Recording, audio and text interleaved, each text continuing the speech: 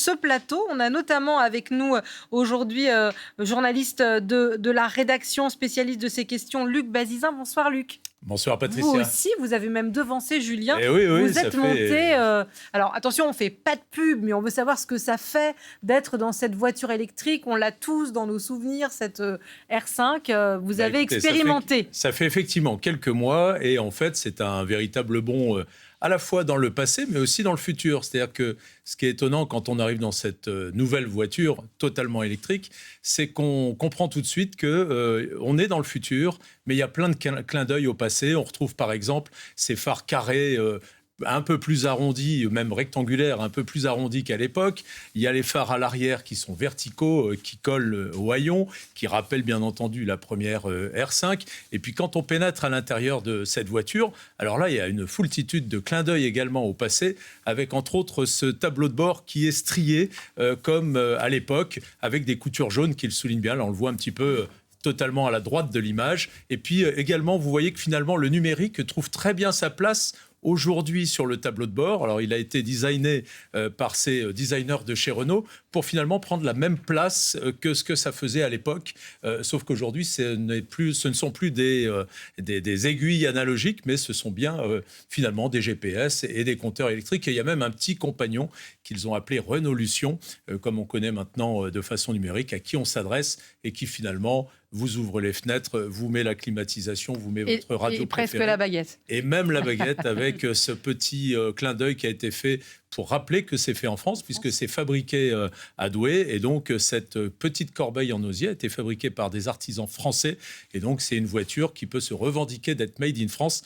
Alors, sera-t-elle aussi populaire que l'était sa devancière ? Ça, c'est une autre question. Alors ça, c'est pour la voiture, parce que voilà, c'est quand même un événement, en tout cas pour l'industrie automobile française. Pour stratégiquement, pourquoi, Luc, Renault, il va comme ça, vous citiez l'usine de Douai, il va assez fort.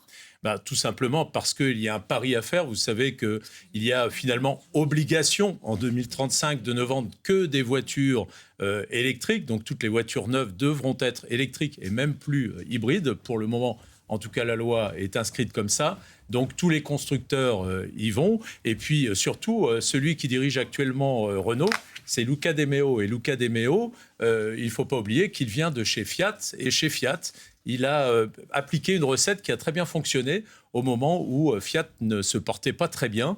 Et il a ressuscité la Fiat 500 qui n'existait plus. Et aujourd'hui, vous le voyez, on en a plein les rues. Et ça a permis à Fiat de se renouveler et finalement d'exister encore. Il y a eu à peu près 4 millions de véhicules vendus d'anciennes Fiat. La nouvelle la nouvelle version, dont électrique, ont été vendus à presque 4 millions également. Donc autant avec la nouvelle génération que l'ancienne. Et puis pour la Renault 5, eh bien, la première génération, il y a eu 5,5 millions de véhicules vendus. La 205, qui était un peu sa concurrente chez Peugeot, ça a été pareil, 5 millions de véhicules vendus. Donc le pari, il est sur simplement les ventes sur cette voiture populaire qui va pouvoir se vendre, sachant que l'électrique a du mal à se vendre parce qu'elle est chère. Donc celle-là démarrera à 25 000 euros. Ça reste encore une somme, mais moins élevée que la plupart de ses concurrentes électriques, dès qu'elles sont un peu volumineuses et que le moteur est un peu gros. D'ailleurs, le design a été entièrement pensé pour, comme la voiture de l'époque, des années 70, pour qu'elle consomme moins. Alors, ce n'est plus de l'énergie fossile, mais c'est de l'énergie électrique. Et donc là, elle consommera moins grâce à ça. Et donc, ça permettra de mettre une plus petite batterie et d'avoir une voiture moins chère. Et on va écouter justement l'un des designers de la marque, parce qu'on a vu, vous nous disiez tous les petits clins d'œil. Elle revendique aussi un modèle dessiné pour une amélioration de l'autonomie et aussi de la fluidité et d'une moindre consommation. On l'écoute. La promesse qui était faite au début, alors moi j'en suis à ma 3e voiture électrique, puisqu'en fait, je la loue. La plupart des consommateurs de voitures électriques les louent. Et je fais justement 100 lices Paris tous les jours. Vous êtes parlé avant de venir, non ? On s'est parlé un petit peu avant. Et donc, effectivement, de la maison jusqu'ici, aller-retour, ça me fait 120 km par jour. Donc, je ne dépense pas une goutte d'essence et je me sens très propre au niveau de l'environnement. Après, on sait très bien que la fabrication des batteries, le recyclage des batteries pose question. Mais en tout cas, sur l'usage, là, au moins, on se dit je suis propre et je ne respire pas des petites particules négatives. Mais ce qui est sûr, c'est que la promesse au niveau du prix à l'origine, qui était faites un plein pour 2 euros. Quand je dis à l'origine, donc j'en suis à la 3e voiture et j'ai des leasings de 3 ans. Donc ça fait 9 ans, on va dire. Faites un plein pour 2 euros d'électricité. Aujourd'hui, si je fais un plein, j'en suis à 15, 17 euros. Et effectivement, c'est pas du tout le même résultat. Alors, c'est encore un peu moins cher que d'utiliser du thermique, mais ça devient de plus en plus cher et finalement de moins en moins concurrentiel. Pour calculer la performance climatique également d'une voiture électrique, bien entendu, au moment de la fabrication, il y a plus de CO2 dégagé pour la fabrication des batteries, en l'occurrence. Mais ensuite, à l'usage, ce qui est important de voir, c'est vers quelle énergie chaque pays qui va utiliser ces voitures va se diriger. Est-ce que l'énergie renouvelable va prendre de plus en plus d'importance ou est-ce que, comme l'Allemagne, par exemple... l'électricité n'est pas forcément en bas carbone. Elle n'est pas forcément en bas carbone. Si vous êtes en Allemagne ou en Chine, par exemple, vous pouvez très bien recharger votre voiture sans le savoir, vous branchez et finalement la recharger au charbon. C'est-à-dire que c'est des usines à charbon qui vous fabriquent l'électricité. En revanche, on le sait qu'il y a une tendance mondiale sur le renouvelable, que ce soit les éoliennes, que ce soit les hydroliennes et que ce soit des tas d'autres moyens électriques propres. Dans ce cas-là, effectivement, le bilan sera largement supérieur, quoi. Mais donc, on ne peut pas tirer un trait aujourd'hui et dire c'est propre, c'est sale, parce qu'effectivement, tout ça est en train d'évoluer. Pareil pour les batteries, vous l'avez vu avec votre téléphone portable. Au début, peut-être que vous gardiez votre téléphone portable 2 ans, maintenant 3, et votre batterie s'usait au bout de 1 an 3/4, et maintenant 2 ans 3/4. Donc, c'est pareil pour la voiture. Il y a une réelle évolution à la fois sur la miniaturisation de l'objet, mais aussi sur sa longévité. Et donc, on ne peut pas encore tirer le trait pour dire ça y est, c'était bien, c'était mal, parce qu'il y a encore plein de choses en évolution, quoi. Par exemple, ce que j'évoquais au début avec les astuces du design qui permettent effectivement de moins consommer. La R5 à l'origine, c'était la voiture de la crise pétrolière au milieu des années 70. Il fallait qu'elle consomme peu. D'ailleurs, il y avait une publicité où la voiture réduisait à la pompe à essence, elle se retrouvait toute petite. C'était pour exprimer effectivement le fait qu'une seule goutte suffisait pour consommer. Bon, c'était faux, il fallait bien plus qu'une goutte, mais n'empêche qu'elle consommait peu. Et aujourd'hui, c'est un peu cette philosophie qui a été reproduite dans la R5 électrique pour essayer de la rendre vivable, populaire et puis effectivement vendable auprès du plus grand nombre. Si elle n'est pas vendue au plus grand nombre, ça ne sera pas un succès. Je ne suis pas passée à l'électrique. Honte à moi. Quand je m'arrête sur une station d'essence, je peux faire la maline parce que je vais quand même beaucoup plus vite que les petits camarades qui attendent pour recharger avec l'électrique. Ça prend du temps quand même. Ça prend du temps. J'ai fait, moi, en l'occurrence, un Paris-Strasbourg en voiture électrique. Donc avec l'interrogation, effectivement, parce que quand recharger, c'est une véritable aventure de se dire est-ce que je vais arriver au bout, j'ai pas assez d'autonomie, c'est pas certain. En fonction des conditions de roulage sur la route, l'autonomie peut drastiquement redescendre, parce que ça on n'en a pas parlé, mais une voiture électrique, on parle toujours de son autonomie qui peut être importante jusqu'à 400 km, à condition de la laisser en ville et de s'arrêter tous les 100 mètres, et du coup ça la recharge à chaque fois qu'on décélère. Mais si vous faites comme moi pour aller à 100 litres et que vous accélérez sur l'autoroute en respectant les vitesses limitées, mais que vous accélérez, qu'il n'y a pas de feu pour vous faire ralentir, vous ne faites que décharger votre batterie et effectivement, au bout, vous avez beaucoup moins d'autonomie. Alors, j'ai fait Paris-Strasbourg avec cette voiture électrique et qu'est-ce qui s'est passé ? J'avais une application qui m'a permis, intelligente forcément, plus que moi en tout cas, et qui m'a permis tout simplement de me dire... là, effectivement, comme la question de Jean, si tout le monde part en vacances en même temps, la station-service qui a 5 superchargeurs électriques est complètement occupée, comment je fais ? Là, la super application, il en existe plein, il suffit d'aller un peu sur Internet, vous les trouverez facilement, vous dit, vous arrêtez pas là, les 5 superchargeurs sont occupés, mais faites encore 20 km, vous en avez les moyens avec votre voiture, puisque je vois qu'il vous reste encore 110 km d'autonomie par exemple, et arrêtez-vous là-bas, vous allez voir, vous allez optimiser votre temps. Et ce dont je me suis aperçu... c'est ça, on s'organisait et anticiper. S'organiser, en fait, c'est un peu réorganiser la route comme autrefois. Pour pas citer Michelin, Michelin a existé parce que ils ont sorti des cartes routières, ce qui permettait d'user leurs pneus et donc de vendre des pneus. Et ils ont sorti leurs cartes routières pour montrer partout où on pouvait s'arrêter et avoir finalement une aventure de route.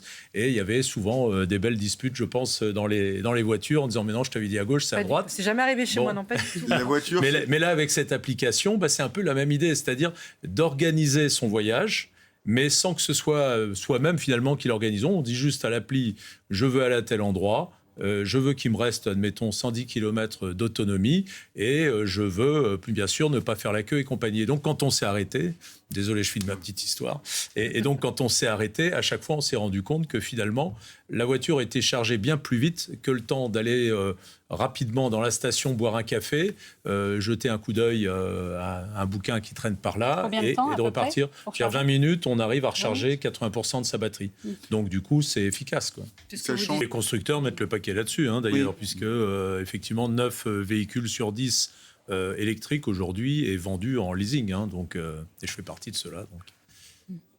Et on parle aussi beaucoup. C'est amusant, mais le panneau photovoltaïque s'améliore, mais bon, on en est assez loin quand même, pas à ce point-là. Il n'y aura jamais assez de surface sur la voiture pour accueillir suffisamment de panneaux solaires, pouvoir charger une batterie en direct, quoi, avec en tout cas. Mais par contre, avec des panneaux... À l'heure actuelle, une voiture hybride n'est-elle donc pas préférable au tout électrique ? Alors là, c'est une question qui est toujours difficile au niveau de la réponse, puisque on a vu aussi, selon certaines études, et moi j'avais fait un reportage dans des laboratoires très sérieux qui avaient mesuré tout ça, il faut se dire qu'une voiture hybride, ce sont 2 moteurs embarqués. Un thermique, où on consomme de l'essence, un électrique, où on consomme de l'électricité, mais où aussi on embarque du poids.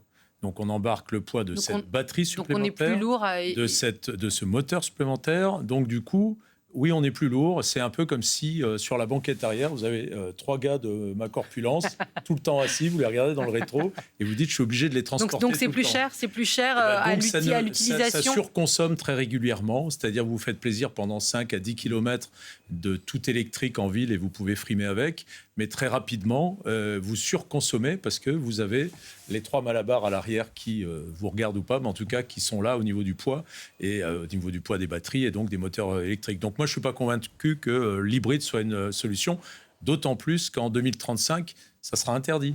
C'est-à-dire qu'à partir de 2035, au niveau des voitures neuves, au niveau des ventes, la voiture hybride sera interdite. Ça sera vraiment que de l'électrique. Alors peut-être que la solution, et on voit qu'elle se dessine de plus en plus, ça sera l'hydrogène, parce que l'hydrogène alimentera des batteries électriques, et donc la voiture sera toujours électrique.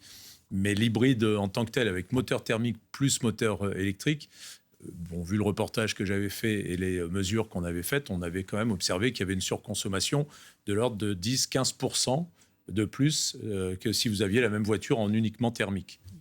Luc disait que ça a du succès. Ce genre ça a de du voiture. succès au niveau des ventes, puis Flavien peut encore mieux le confirmer que moi. Oui, parce que ça rassure, c'est ce que vous disiez, c'est-à-dire que les gens se disent, j'ai une voiture qui peut être utilisée en cycle urbain en 100% électrique, et si je veux partir en vacances, j'ai pas besoin de trop me casser la tête pour savoir où est-ce que je vais pouvoir recharger ma voiture. Donc il y a un côté rassurant, effectivement, parce que la question de l'autonomie, elle est résolue par le moteur thermique, mais ça consomme plus, clairement. Ouais, donc la question de l'économie, en revanche, n'est pas résolue. On parlait tout à l'heure d'uniformiser les batteries au niveau européen, pas forcément pour les recharger ou les changer rapidement, mais pour qu'on ait tous le même système quand on circule. Ça semble ubuesque ça ou pas ? Ils y sont de plus en plus, puisque aujourd'hui, par exemple, le groupe Stellantis vient d'inaugurer une gigafactory où je me suis rendu également dans le nord de la France. On va produire là encore en France, alors même s'il y a des éléments qui viennent de l'étranger, mais on va produire en France des batteries, et ces batteries vont servir à tout le groupe Stellantis, et y compris aussi Mercedes, puisqu'ils sont associés sur le projet. Et ce seront donc les mêmes cellules, ce qu'on appelle ça des cellules, qui constituent les batteries. Et donc, on met plus ou moins de cellules pour que la batterie soit plus ou moins grosse et donc performante. Mais globalement, on va vers une uniformisation quand même de ces batteries. L'Union européenne nous a... Ce qu'on n'a pas dit qui se développe quand même actuellement, et ça, c'est une vraie solution pour le futur, vu le nombre insuffisant et de prises et de bornes de recharge, mais aussi de centrales qui vont, alors qu'elles soient nucléaires ou à charbon, mais en tout cas de fournisseurs d'électricité.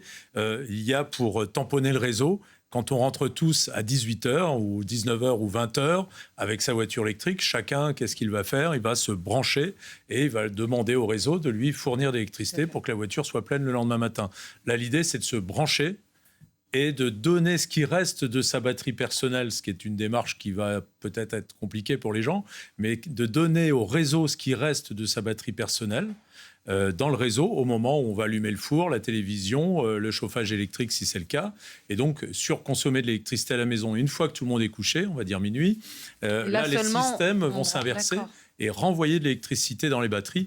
Et ça, c'est en train de se généraliser sur bon nombre de constructeurs. Et que l'hydrogène va se développer, c'est absolument certain, d'ici 2035. Donc, il fera peut-être partie de ce package de la voiture électrique. Et puis, l'autre chose à considérer, c'est que cette interdiction en 2035 ne sera adressée qu'aux véhicules neufs, aux voitures neuves. Et aujourd'hui, il se vend 7 voitures d'occasion quand on en achète 2 neuves. Alors, c'est vrai que si toutes les neuves deviennent, au fur et à mesure des années, qu'électriques, on n'achètera que ça. Mais au tout début, en tout cas en 2035, on pourra continuer d'acheter et se racheter des voitures thermiques, puisqu'il se vend 7 millions de voitures d'occasion en France, quand il s'en vend 2 millions de neuves, quoi.